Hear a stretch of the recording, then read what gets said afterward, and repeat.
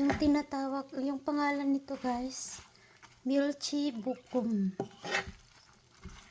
Yung side dish nila sa Korea. Gustong gusto to ng mga ano guys. Paborito to ng mga Korean. Medyo matamis-tamis siya kasi niglagyan ko siya ng honey. Yan na siya guys. Hindi ko na halukay ng mabuti. Ito hindi ito maanghang guys. Nakakain yan siya.